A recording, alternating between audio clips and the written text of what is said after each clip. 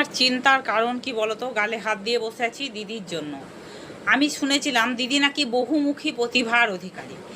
অবশ্য আমি নিজেও চোখে দেখেছি দিদিকে মন্দিরে গিয়ে মন্ত্র পড়তে, দিদিকে কবিতা করতে, দিদিকে আদিবাসী নৃত্য করতে।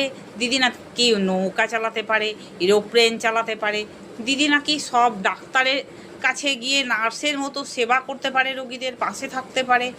আর দিদি নাকি নামাজও পড়তে পারে, এরকম করে নাকি নামাজও পড়তে পারে মসজিদে গিয়ে।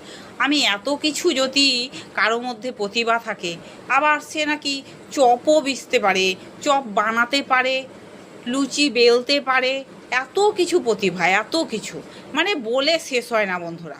এত কিছু প্রতিভা থাকা সত্ত্বেও দিদিকে পশ্চিমবাংলার লোক পছন্দ করলো না। তাহলে আমাকে কি পছন্দ করবে? আমি তো দুধ ছাই কিছুই জানি না।